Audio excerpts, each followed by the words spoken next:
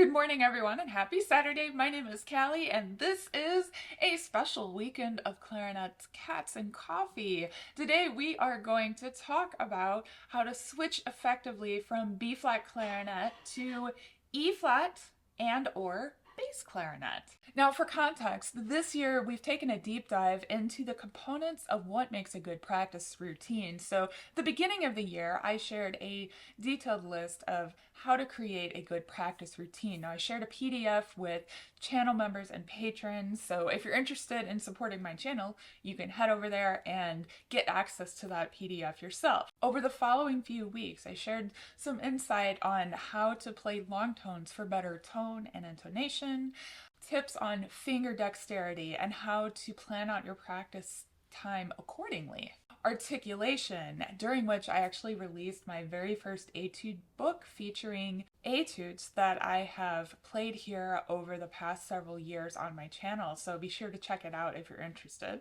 Then I shared some of my favorite etude books, and last week I shared 9 of my favorite solos under 9 minutes for students. And now we're going to focus on the final component of a good practice routine, and that is auxiliary instruments. Specifically, auxiliary instruments in the clarinet family, the most common ones being E-flat clarinet and bass clarinet, and switching between all three. My approach is to always warm up on the B-flat clarinet. The reason for this is I need to have a home base. I need to know where I'm at. B-flat clarinet is my main instrument, so this is where I warm up. My perspective in sharing this with you is assuming that we all have a home base being B-flat clarinet. Now, let's say I warm up on B-flat clarinet or I'm playing B-flat clarinet already. When I shift to E-flat clarinet, I'm thinking the following things. 1, embouchure is going to be tighter. 2, pitch is going to be a perfect fourth higher than the fingering that I'm playing. 3, in order to accurately hit the pitch right when I want it to happen, I have to be thinking not only the tight embouchure, but faster air, higher tongue.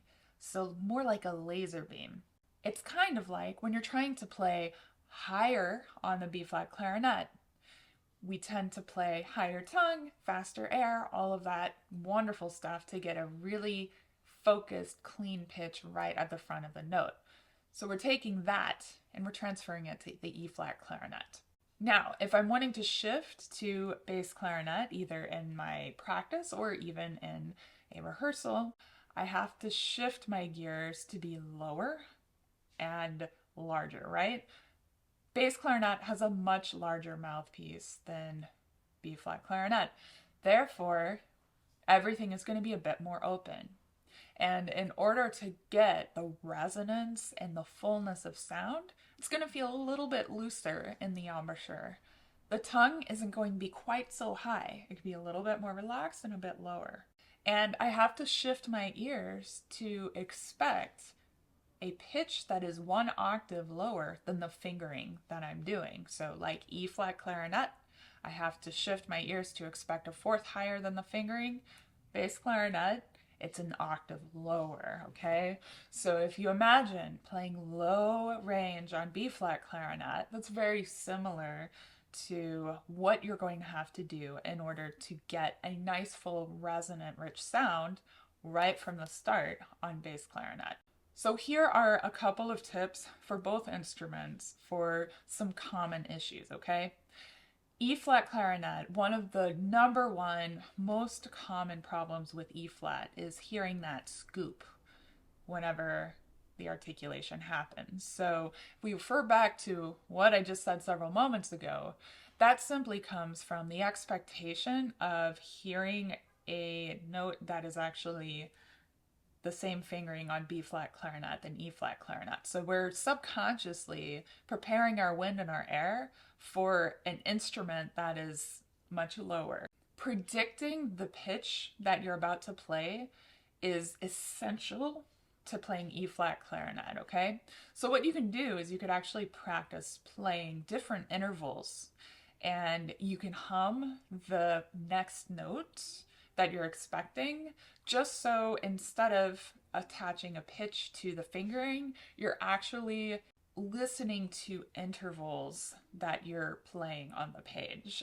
Now, bass clarinet tends to have the opposite problem, where people come to me and they're like, I'm trying to play a clarion register G, 1, 2, 3, right at the top of the staff, but I just keep squeaking. The reason for that is we typically are expecting a pitch 1 octave higher for the fingering that we're doing. So I want you to stop thinking about the fingering that you're doing and actually think about the pitch that is supposed to come out of your instrument, okay? So my trick for that is to actually imagine an entire, well, not even an octave lower. I think of the fingering for an entire register lower. So if I'm playing a 3-finger high G on bass clarinet, I'm actually thinking the 3-finger low C on regular clarinet. That kind of helps me recalibrate, slow down my air, use lower, deeper air support, and a little bit of a more appropriate embouchure, okay? So those clarion register notes on bass clarinet can be particularly challenging if you try to apply too much of your clarinet knowledge to it. So one of my favorite ways to practice going between instruments is simply to practice the long tone warm-up that I shared several weeks ago. And it's simply a register warm-up that gets us accustomed to hearing the overtones on our instrument. You play your fundamental pitch, you press your register key, and then you play a descending major arpeggio all the way back down. But it's important not to do this mindlessly. Don't just go through the motions. Really listen. See if you can hear the next note in your mind before you have to play it.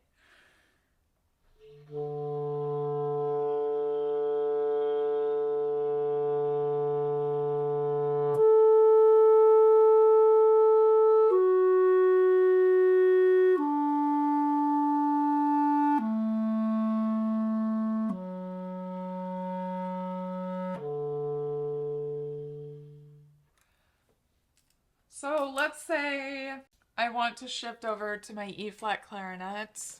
I'm just going to calibrate my mind, my ears, to hearing everything a fourth higher.